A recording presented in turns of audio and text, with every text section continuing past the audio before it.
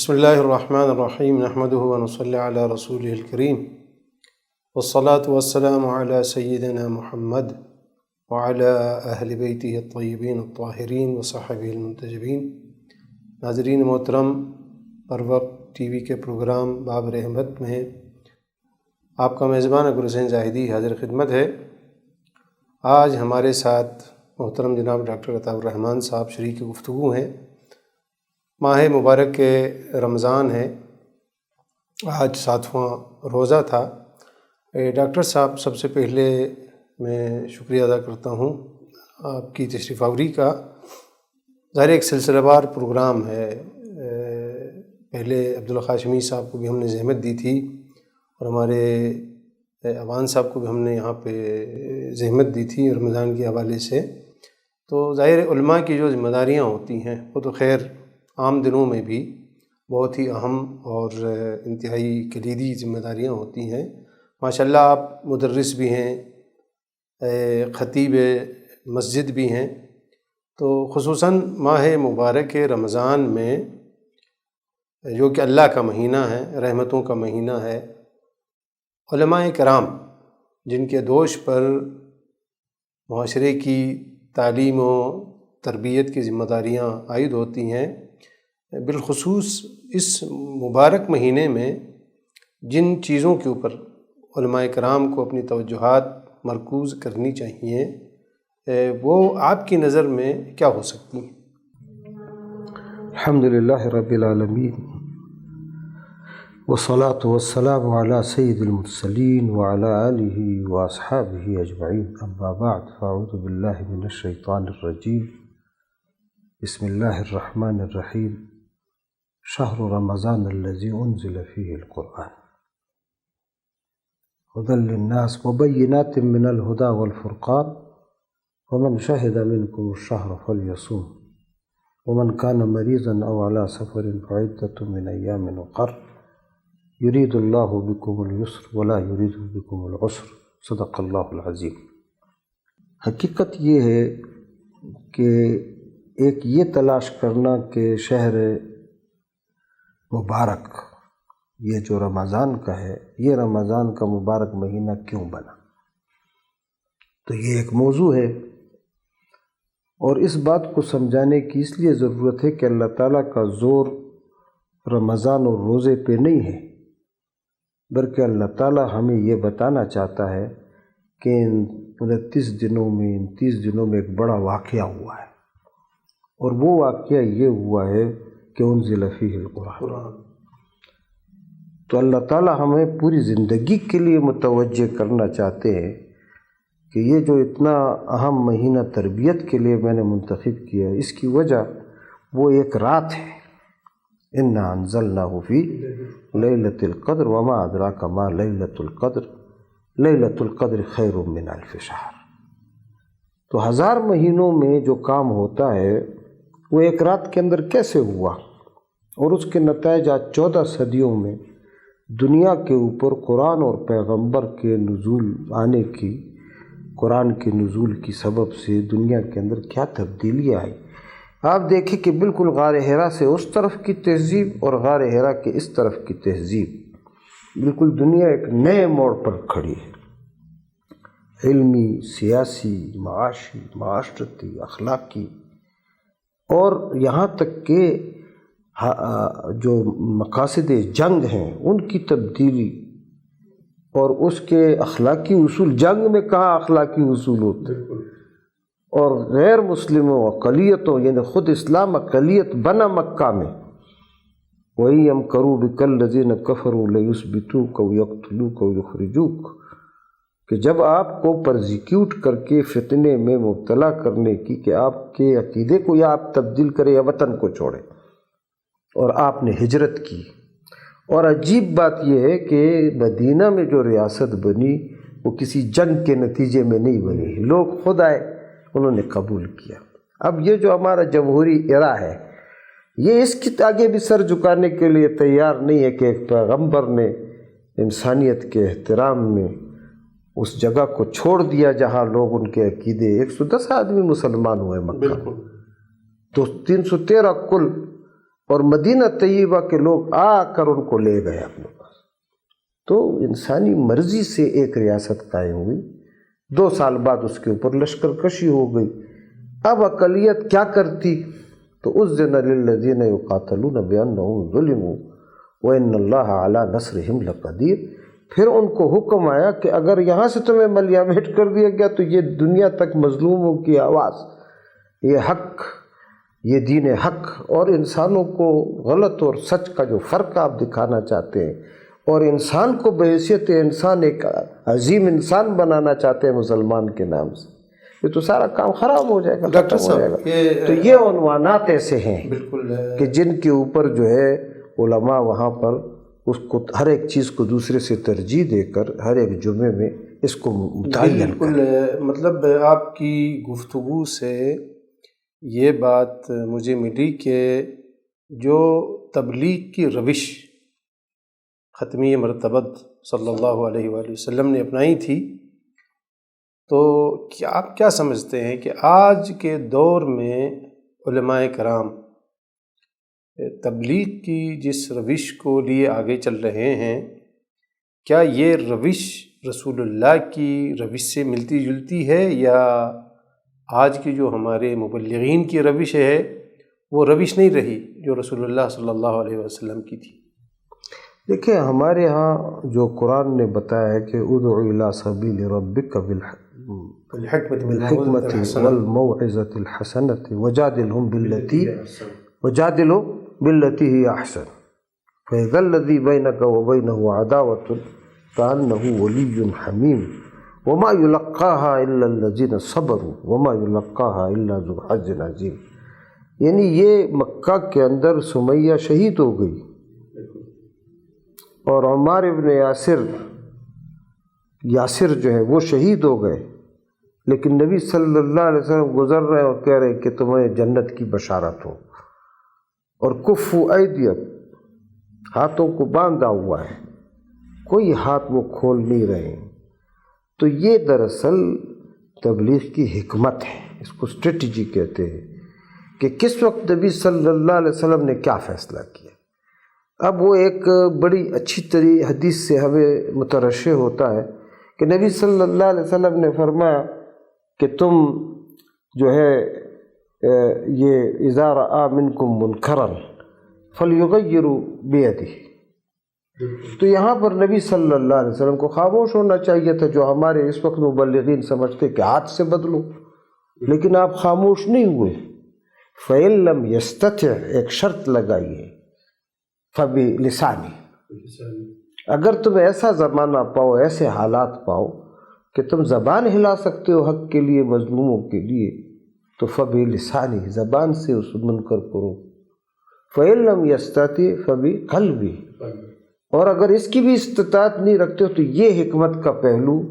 کیونکہ حکمت ہے ہی رسالت محمد صلی اللہ علیہ وسلم کی احادیث اور سنت۔ اب ان 3 درجوں میں ہم یہ بیان تو کرتے ذالک اضعف الایمان،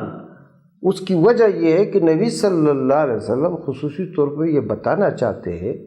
کہ ہم اپنے حالات کو تبدیل کرتے رہیں، اور اقیم الدین اور اسلامی ریاست کے قیام جس میں فَلْيُغَيِّرُ بِيَدِهِ کے امکانات پیدا ہوں، اس کے لیے کام کریں۔ اب اگر ہم کام نہیں کرتے اور ہم صرف تقاریر سے اور خطبوں سے اور اس سے ہم سمجھتے ہیں کہ ایک بہت بڑی تبدیلی آ جائے گی، تو خطیب کے 100 سال کے خطبوں کی کوئی حیثیت نہیں ہے حاکم کے ایک حکم کے مقابلے میں، اور یہ بات نبی صلی اللہ علیہ وسلم نے فرمائی ہے۔ اس بات کی اہمیت کو سمجھنا چاہیے کہ اسلامی حکومت کا قیام دین کے مقاصد میں سے ایک مقصد ہے، اور یہ قل ربی ادخلنی مدخل صدق واخرجنی مخرج صدق واجعل لی من لدنک سلطانا نصیرا، کہ یہ جو بات کی گئی ہے کہ اور اپنی طرف سے سلطنت کو، حکومت کو، ریاست کو دوسروں کے مقابلے میں نصیرہ، اس میں صفت مشبہ کا ہے نصیرہ کا لفظ۔ اس پر قتادہ اور اکرمہ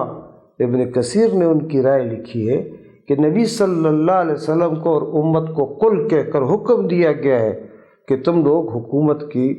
حاصل کرنے کے لیے دعا کرو صبح اور شام، اور اس کے بعد پھر آپ صلی اللہ علیہ وسلم کی حدیث نقل کی ہے کہ ان اللہ ینزع بالسلطان ما لا ینزع بالقرآن، اللہ تعالیٰ سلطنت کے ذریعے جو انقلاب اور تبدیلی لاتا ہے وہ قرآن کے ذریعے بھی، یعنی صرف دعوت و تبلیغ اور علم تعلیم کے ذریعے ممکن نہیں ہے۔ تو یہ ایک بات ہے کہ ان درجات کو سامنے رکھنا، ان درجات میں پھر یہ انالیسز، یہ تجزیہ کرنا کہ ہم کس دور میں ہیں، ہم اپنے محلے میں کس مقام پہ ہیں، اپنے صوبے میں کس مقام پہ، اپنے شہر میں، اور امت کے اندر اور دنیا کے اندر ہم کس کس جگہ پر کس کس مقام پر ہیں، اس کے مطابق اپنی جو لائحہ عمل ہے اس کو اختیار کرنا، یہ عین سنت رسول صلی اللہ علیہ وسلم کا اتباع۔ ڈاکٹر صاحب، ظاہر ہے قرآن کریم ماہ مبارک رمضان میں نازل ہوا اور شب قدر اسی ماہ مبارک رمضان میں اللہ نے قرار دی۔ ظاہر قرآن کی تلاوت کی بڑی فضیلت بیان کی گئی ہے ماہ مبارک رمضان میں، چونکہ ماہ قرآن ہے۔ آپ کیا سمجھتے ہیں کہ کیا صرف قرآن کریم کی اچھے لحن میں تلاوت کرنا، کیا اس ماہ مبارک رمضان کے تقاضوں کو پورا کیا جا سکتا ہے صرف لحنی تلاوت کے ذریعے سے، یا اس میں تدبر ضروری ہے؟ حقیقت اور ہے، وہ سورہ جمعہ میں اللہ تعالیٰ نے جمعہ میں بیان کیا ہے، یسبح للہ ما فی السماوات وما فی الارض الملک القدوس العزیز الحکیم، کہ اللہ تعالیٰ کی تسبیح جو ہے نا وہ آسمان اور زمین میں جو کچھ ہے وہ کر رہی ہے، کل قد علم صلاتہ و تسبیحہ، سورہ نور کی آیت ہے۔ اب اس کا مطلب اس سے آگے اللہ تعالیٰ نے یہ کیوں فرما دیا کہ هو الذی بعث فی الامیین رسولا، تمہارے لیے صرف یہ تسبیحات نہیں ہیں، تمہارے لیے ہم نے ایک پیغمبر کو مبعوث کیا ہے، یتلو علیہم آیاتہ ویزکیہم ویعلمہم الکتاب ویزکیہم ویعلمہم الکتاب والحکمہ وإن كانوا من قبل لفی ضلال مبین۔ یہ جو سورہ جمعہ کے اندر یہ آیت فرمائی، یہ آیاتیں ایک دوسرے کے ساتھ معنی رکھتی ہیں کہ تلاوت آیات، تزکیہ، تربیت اور تعلیم القرآن ایک سانس میں، اور والحکمہ، اور اس کی اسٹریٹجی، ان چاروں چیزوں کے لیے یہ پیغمبر بھیجا گیا۔ تم اس تسبیح کے لیے نہیں ہو، تم ان چار باتوں کے لیے ہو۔ اب آپ مجھے بتائیں کہ جب ایک ہی سانس میں اللہ تعالیٰ نے یہ بیان کر دیا تو اس کا مطلب ہے یہ ایک دوسرے کے ساتھ وابستہ ہیں چیزیں ساری۔ اب سورہ فرقان میں اللہ تعالیٰ فرماتا ہے کہ الذین یذکرون، وہ جو ذکر کرتے ہیں، اور رحمان کے بندے وہ ہیں کہ وہ اس طرح ذکر، اذا ذکروا بآیات اللہ، جب ان کے سامنے قرآن کی آیات کا ذکر کرتے ہیں تو وہ بہروں اور اندھوں کی طرح اس پر نہیں گزرتے۔ تو یہ سورہ فرقان میں اللہ تعالیٰ نے فرما دیا۔ اب مجھے آپ بتائیے کہ آگے ایک اور دلیل اللہ تعالیٰ نے دی کہ مثل الذین حملوا التوراۃ ثم لم يحملوها کمثل الحمار يحمل اسفارا۔ ہم نے کتاب کس چیز کے لیے نازل کی؟ دیکھیں، تورات ایک عظیم کتاب تھی، لیکن اس کے ساتھ ان کے علماء نے، یہود نے اس کے ساتھ جو کام کیا وہ اگر ہم قرآن کے ساتھ کریں، کیونکہ قرآن میں یہ آیت بیان کی گئی ہے کہ ان کی مثال ایسی ہے جیسے کسی گدھے کے اوپر قرآن کو یا کتاب کو لاد دیا جائے، کمثل الحمار یحمل، بئس مثل القوم الذین کذبوا بآیات واللہ لا یہدی القوم الظالمین۔ اللہ تعالیٰ ظالموں کو ہدایت نے، اس کو ظلم قرار دیا کہ تم ایک طرف بات کرتے ہو کہ یہ ٹیکسٹ جو ہے ہمارے لیے فاتقوا اللہ واطیعون، اللہ تعالیٰ کا تقوی یہ ہے کہ اس کی آیات کی اطاعت کی جائے۔ اسلامی حکومت ہے، ہجرت ہے، قتال ہے، ٹھیک ہے، 5 چیزیں، تبلیغ و دعوت و تنظیم و تربیت، یہ بھی ہے، یہ 5 چیزیں ہیں، تعلیم اور تربیت بھی اس میں ہے، لیکن 3 چیزیں جو ہے اس میں ہجرت ہے، قتال ہے، اور اسلامی حکومت یا نقیم الدین۔